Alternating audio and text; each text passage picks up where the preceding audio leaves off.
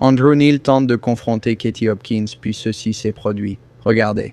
L'une des choses qui m'agace vraiment, bien sûr, c'est que notre communauté musulmane ne prend pas suffisamment position et ne se désolidarise pas assez, à mon goût, des actes de terrorisme très effrayants qui se produisent ici, chez nous. Il y a eu des manifestations musulmanes contre ce qui se passe en leur nom. Il y a eu des dirigeants musulmans qui se sont démarqués, qui en ont parlé et qui ont condamné ce qui a été fait. Vous semblez continuer à leur imposer un test qu'ils doivent réussir tout le temps. Ils ne sont pas obligés de faire cela, n'est-ce pas? Si je peux me permettre, Mais alors pourquoi, Andrew, lorsque 2 familles de Luton disparaissent pour rejoindre l'État islamique, personne ne sait rien? Ni l'imam, ni la communauté, ni leurs proches ne savent quoi que ce soit. Ils disparaissent soudainement. Les gens disparaissent souvent et personne ne sait ce qui se passe. Parlez-en à la police, vos adolescents disparaissent fréquemment. Et le professeur Andrew. Selon moi, ce qui déçoit le public britannique, c'est l'absence de réaction de la communauté musulmane.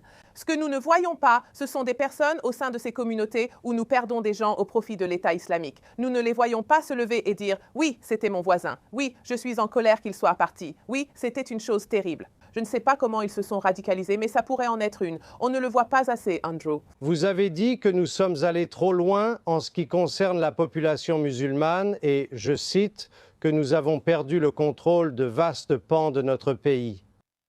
Où sont ces vastes pans? Il y a beaucoup d'endroits au Royaume-Uni dont d'autres personnes vous parleront. Je peux vous dire que je n'y mettrai pas les pieds. Je n'y mettrai pas les pieds. Je ne pense pas qu'il soit légalement correct de nommer certains quartiers. Je crois qu'il y a eu des problèmes juridiques à ce sujet. Non, il n'y a aucun problème juridique. Tu peux nommer des quartiers. Dis-nous quels sont ces vastes pans de notre pays où nous avons perdu le contrôle. Je pense que beaucoup d'entre nous parlent beaucoup. Donne-moi juste un nom. Si je devais traverser certains quartiers où plus de 90% des habitants sont musulmans, je ne m'en sortirais pas très bien.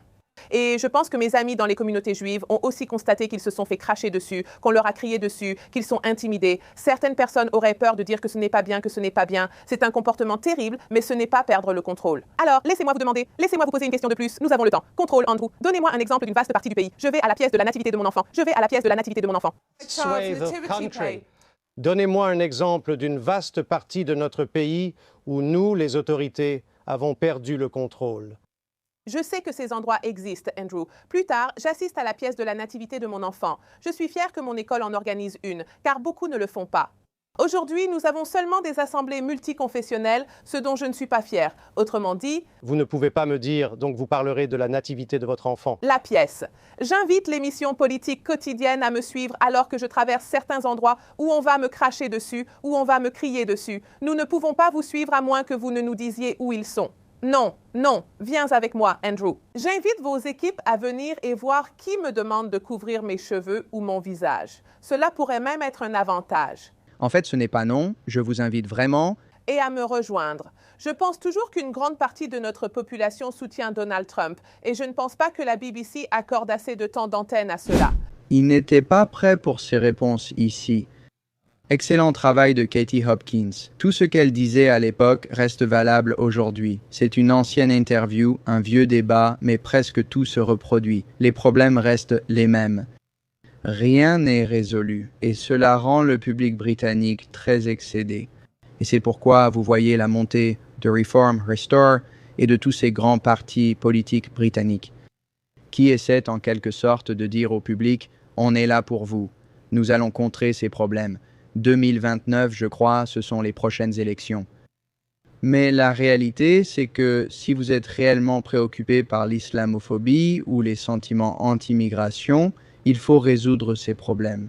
Parce que sinon, si le gouvernement ne les résout pas, ce sont les gens qui le feront. Et ce sera beaucoup plus violent et bien pire pour les migrants et, vous savez, les personnes d'autres confessions. Merci d'avoir regardé et je vous retrouve dans la prochaine vidéo.